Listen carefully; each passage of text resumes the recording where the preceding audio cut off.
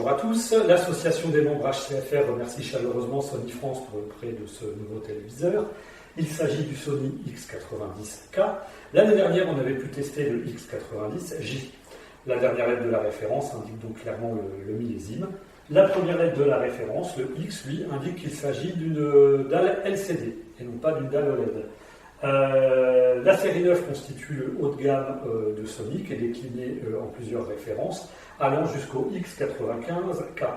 Le X95K se distingue nettement des autres références de la série 9 par le fait qu'il intègre un rétroéclairage mini LED. Sur ce X90 comme jusqu'au X94, il s'agit d'un rétroéclairage full LED plus classique, mais néanmoins local lighting. J'aurai les moyens via un disque de test de pouvoir compter le nombre de zones d'éclairage. J'espère pouvoir tester prochainement un mini LED, car je suppose que le nombre de zones de rétroéclairage doit être beaucoup plus important. Sony m'a livré ce téléviseur dans un flight case. L'année dernière, il m'avait été livré dans son carton d'origine, ce qui m'avait permis donc de voir quelques caractéristiques et icônes qui sont affichées sur le carton. Flight case oblige, là, je n'ai pas accès à ce genre de choses. J'ai néanmoins imprimé quelques petites informations. Donc, déjà, il s'agit donc effectivement d'un écran LCD et d'une dalle VA, et non pas d'une dalle IPS. Les dalles VA ont un angle de vision qui est un petit peu réduit, mais qui ont l'avantage d'avoir un meilleur contraste que les dalles IPS. Donc, a priori, ça permet au rétroéclairage local lighting de mieux gérer le blooming, c'est-à-dire c'est à l'eau autour des zones claires. Ce téléviseur est évidemment compatible HDMI 2.1 parce qu'il s'agit d'un téléviseur haut de gamme et moderne. Il compte 4 prises HDMI, mais seulement 2 malheureusement sont compatibles 2.1. La totalité des caractéristiques 2.1 est présente, à savoir le 4K 120 Hz, le IRC, le VRR et la LLM. La LLM est quelque chose de très classique, qui était déjà disponible sur la HDMI 2.0, qui permet au téléviseur de basculer automatiquement en mode jeu lorsque on utilise le téléviseur pour jouer. Le VRR, variable refresh rate, permet au téléviseur de s'adapter automatiquement au débit d'image de la console ou de l'ordinateur, débit d'image qui n'est pas toujours fixe en jeu vidéo. Donc ça permet d'éviter des grosses saccades ou des déchirements d'images qu'il pourrait y avoir si le téléviseur n'est pas équipé de ce procédé. Le 4K 120 Hz permet un affichage à 120 images par seconde. J'ai déjà pu tester cela sur un téléviseur OLED. Le passage de 60 à 120 images secondes ne s'est pas remarqué sur l'aspect fluidité. À 60 Hz, on est déjà à la fluidité maximum de ce que l'on peut percevoir, en tout cas moi de ce que je peux percevoir. Et pourtant tout le monde sait que je m'intéresse à la fluidité. En revanche, j'ai pu noter que le 100 Hz a apporté une meilleure netteté en mouvement. Les dalles LCD, elles, ont toujours un petit temps de rémanence, donc je ne sais pas si ça va pouvoir être si significatif que ça ou pas. En tout cas, c'est quelque chose que j'espère bien pouvoir tester. Il va falloir que je demande la console à un copain, une PS5 ou une Xbox Series X. J'espère bien pouvoir tester ça. Le téléviseur dispose d'un processeur vidéo cognitive processor XR, c'est impressionnant, donc c'est le nom commercial du processeur vidéo de gamme Sony actuel, qui permet donc de gérer tout ce qui est couleurs, lumière, contraste, etc. Et également la compensation de mouvement. Et ça, tout le monde sait que ça m'intéresse. Il est évidemment compatible Dolby Vision et HDR10, bien évidemment. On dispose également pour la partie son du système sonore acoustique multi-audio. Alors, ce n'est pas pareil que l'acoustique Surface Plus qui est disponible sur les dalles OLED de Sony, où c'était carrément la dalle OLED qui vibrait elle-même en tant que haut-parleur, ce qui était quelque chose d'assez intéressant à écouter. Là, on a un système plus classique à base de haut-parleurs dissimulés derrière la dalle. Néanmoins, ça promet d'être un petit peu intéressant, d'après ce que j'ai pu lire. Donc, on verra ça. Le téléviseur est compatible Dolby Atmos. A priori, j'en attends pas grand-chose, d'autant plus qu'il n'y a pas spécifiquement de haut-parleur prévu pour la diffusion d'Atmos par réflexion sur le plafond. Donc, à mon avis, c'est quelque chose qui doit être assez limité. De toute façon, on n'attend pas d'un téléviseur qui puisse concurrencer une véritable installation de cinéma Dolby Atmos. On dispose d'une télécommande qui intègre un micro pour pouvoir être guidé de manière vocale. Les références supérieures disposent également d'un micro dans le téléviseur afin de se passer de la télécommande, mais là ce n'est pas le cas, il faudra faire avec la télécommande. Je vais maintenant procéder à l'ouverture du flight case. Vu que je suis seul, je ne vais pas pouvoir faire ça tout de suite. Je vais attendre la venue d'un copain qui va m'aider à retirer le dessus du flight case parce que c'est assez lourd et puis je ne tiens certainement pas à casser le téléviseur. Donc il va y avoir un petit cut, et je crois qu'il y en a déjà eu un. Donc il y aura un petit cut et au prochain plan, le téléviseur sera déballé et installé et on pourra voir en détail ce qu'il propose. Le téléviseur est maintenant déballé. Avec l'aide d'un ami, je l'ai sorti de son flight case. Il fallait vraiment être deux pour le faire, non pas que ce soit très lourd, mais c'est plutôt encombrant. Au niveau du design, on ne peut pas dire grand-chose sur un téléviseur, c'est toujours quelque chose de très classique. Donc on a une dalle noire entourée d'un cerclage noir et de pieds qui sont également noirs. Donc Sony a clairement choisi de faire dans la sobriété et c'est pas plus mal. Le but du téléviseur, c'est qu'on regarde lorsqu'il est allumé, pas spécialement lorsqu'il est éteint.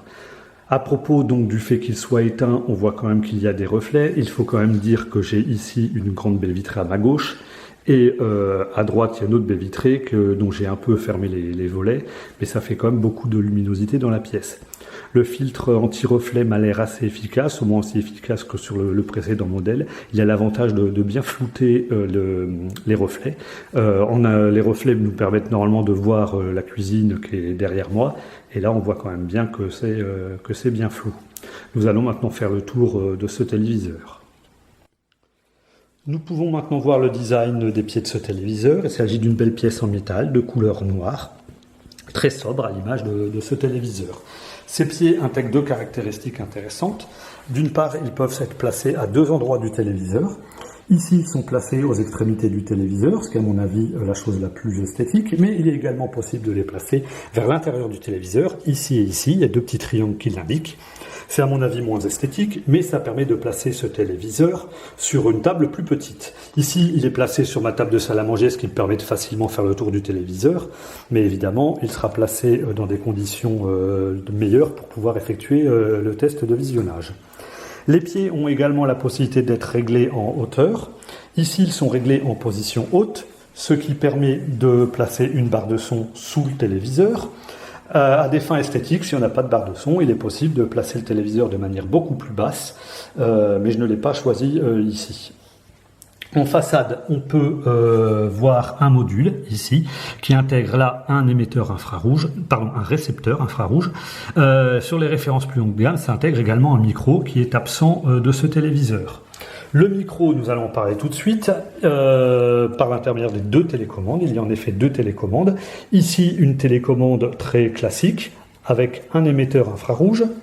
Et là, une télécommande Bluetooth plus orientée multimédia avec un accès direct aux principaux services de streaming et également le micro placé ici pour les commandes vocales. Nous pouvons voir ici le câble électrique qui a l'avantage d'être détachable, ce qui est pratique pour pouvoir placer le téléviseur au mur, et qui est également coudé, ce qui est également pratique pour pouvoir accrocher le téléviseur au mur. La prise électrique se trouve dans une niche, ce qui permet que lorsque le câble est branché, ce dernier ne dépasse pas de la façade arrière. Je termine justement avec l'esthétique de cette façade arrière. Il s'agit d'une plaque de plastique. On se doute bien que ça n'allait pas être du métal, ça coûterait beaucoup trop cher. Cependant, elle arbore un design qui est assez agréable au cas où le téléviseur serait visible de l'extérieur. J'apprécie bien ce carré en son centre avec la mention Bravia et différents types de textures pour les triangles. Le tour du propriétaire se poursuit sur la partie gauche du téléviseur qui correspond donc à la partie droite à l'arrière.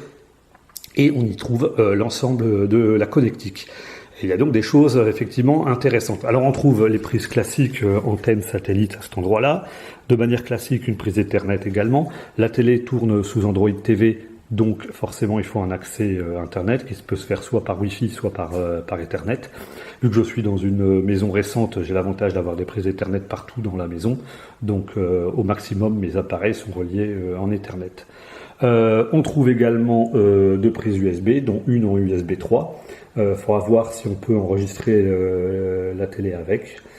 On a en dessous une prise optique classique, ça peut éviter de permettre de ne pas passer justement par l'ARC. Moi, c'est quelque chose que j'ai jamais réussi à faire marcher correctement. Pourtant, j'ai le préampli home cinéma compatible, la télé compatible, ça m'a gavé. En 10 secondes, ça marchait pas, donc j'ai laissé tomber. Et j'ai relié un petit câble optique, et là, ça marche du premier coup. En dessous, on trouve une petite prise jaune.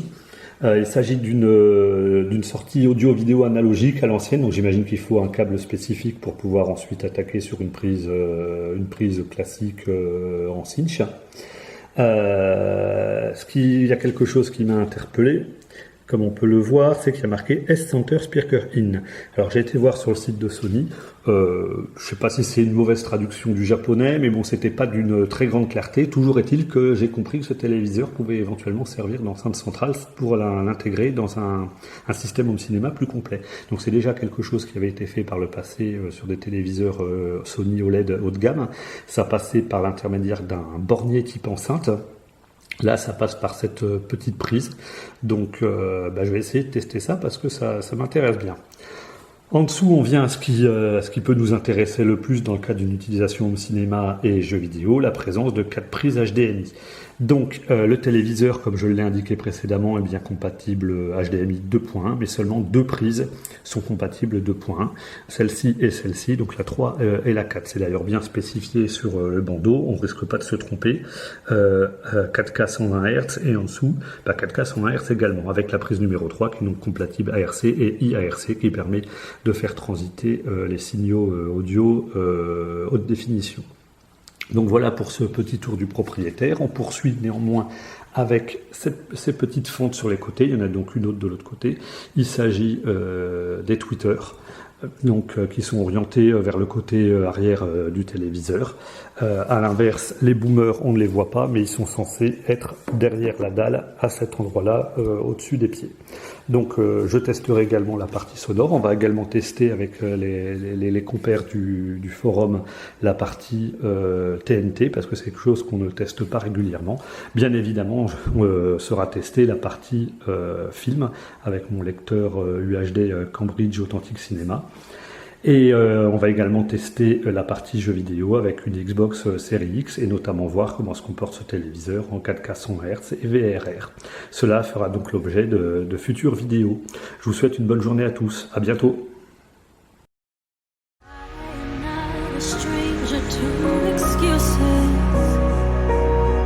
Burned me once or twice. I expect that